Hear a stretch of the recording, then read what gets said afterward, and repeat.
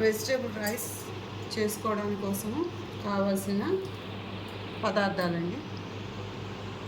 1 కేజీకి కొలతలకి సరిపడా నేను చూపిస్తున్నాను. ఇది బాస్మతి రైస్ అండి. బాస్మతి రైస్ అయినా తీసుకోవచ్చు, మామూలు రైస్ అయినా తీసుకోవచ్చు.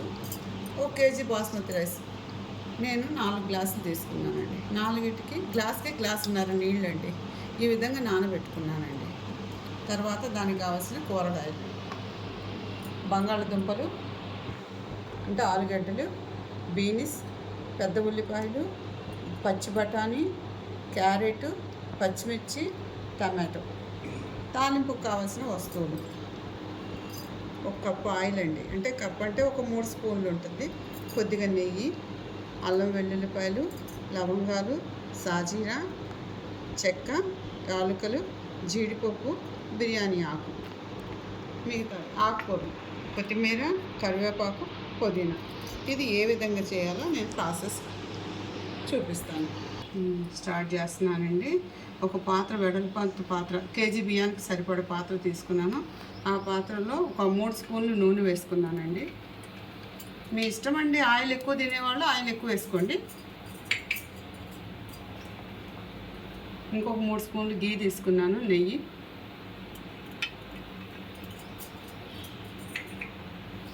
దీంట్లోకి చెక్క,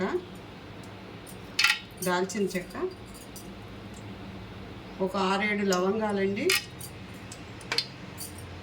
1 స్పూను సాజీరా, ఒక 5 యాలకులు, కొంచెం బిర్యానీ ఆకు, కొంచెం జీడిపప్పు అండి.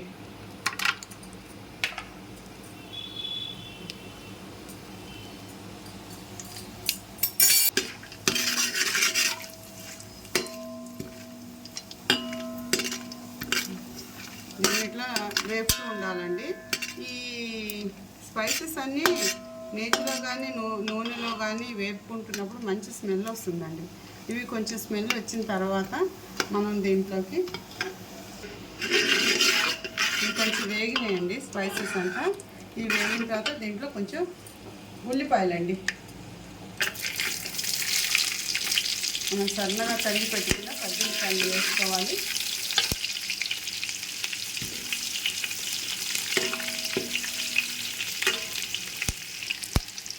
ఉల్లిపాయలు కొద్దిగా వేగాలండి, మరీ ఎక్కువగా వేగకూడదు. కొంచెం దోరగా వేగితే చాలు. ఇప్పుడు దీంట్లో అల్లం వెల్లుల్లిపాయ పేస్ట్ వేసుకోవాలండి. 2 స్పూన్స్ తీసుకున్నానండి అల్లం వెల్లుల్లిపాయ పేస్ట్.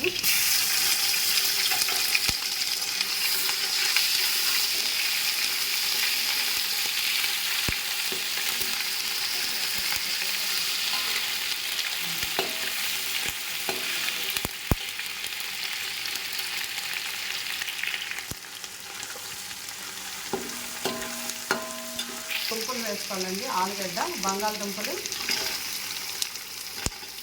తర్వాత బీన్స్, తర్వాత బఠానీ, క్యారెట్,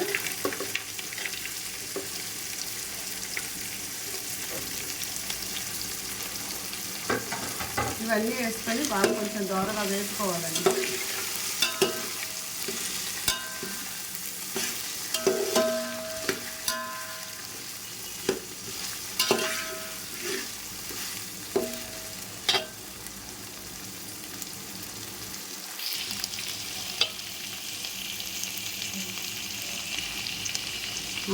ఇలా వేసుకున్నాక కాసేపు స్టవ్ను చిన్న మంట మీద పెట్టుకొని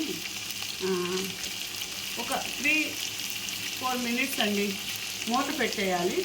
ఆ కూరగాయలు కొద్దిగా కుక్ అవుతాయండి.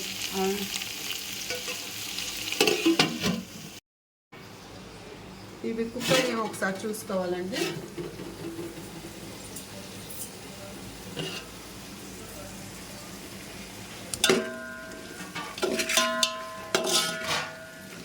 కూరగాయ ముక్కలన్నీ కొంచెం లైట్గా ఉడికినాయండి. ఇట్లా ఈ విధంగా ఉడకబెట్టుకుంటే సరిపోతుంది. అప్పుడు మనం దీంట్లో ఒక 4-5 పచ్చిమిర్చిలండి, టమాటాలు,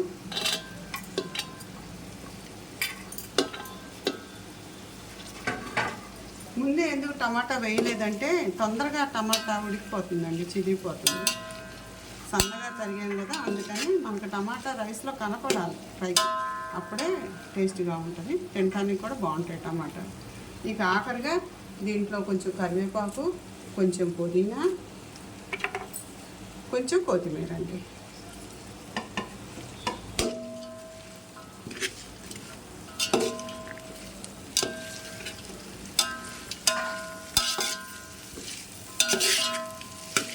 ఈ కూరగాయలు ఇవన్నీ ఈ విధంగా ఫ్రై చేసుకోవాలండి. దీంట్లోకి కావాల్సిన సాల్ట్ కూడా చేర్చుకోవాలండి. మన రుచికి మనం ఎంతగా ఉప్పు వాడతామో దాన్ని బట్టి రైస్లో సరిపడా ఉప్పు నేను ఇప్పుడే వేసేస్తున్నాను. ఈ విధంగా చేర్చుకోవాలి.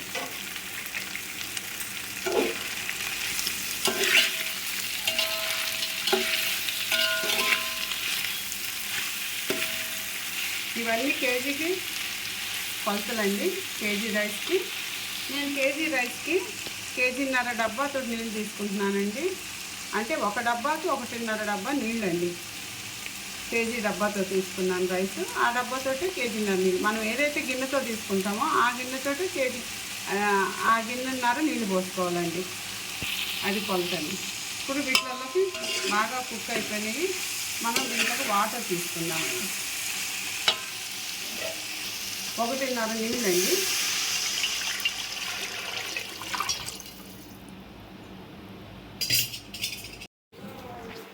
ఇప్పుడు మనం మూత పెట్టుకున్నాం కదండి, ఇందాక వాటర్ వేసుకొని ఇప్పుడు ఈ వాటర్ మరిగినేమో చూద్దాం. బాగా మరుగుతున్నాయండి. ఈ వాటర్ తెల్లుతున్నప్పుడే మనం దీంట్లోకి రైస్ వేసుకోవాలి.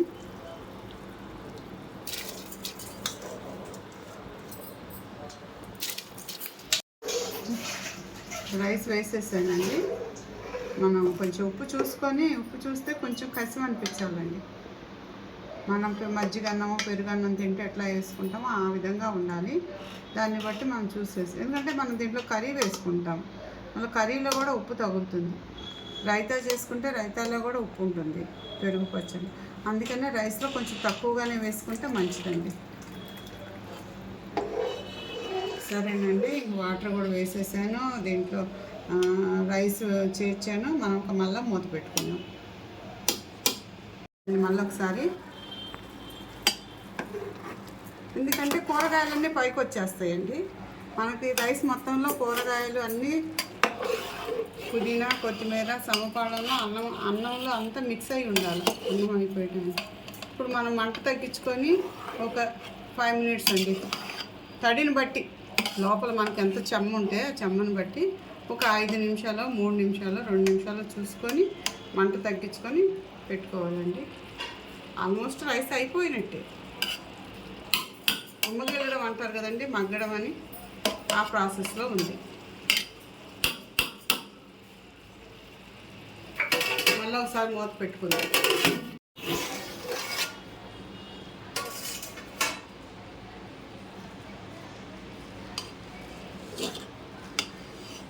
చాలా పొడిగా వచ్చిందండి రైస్. అయిపోయింది. చూస్తుంటేనే చాలా అందంగా, రుచిగా, తినకుండానే అనిపిస్తుంది. కరెక్ట్ కుక్ అయిపోయిందండి. ఇంకా స్టవ్ ఆఫ్ చేసుకోవడమే మనం.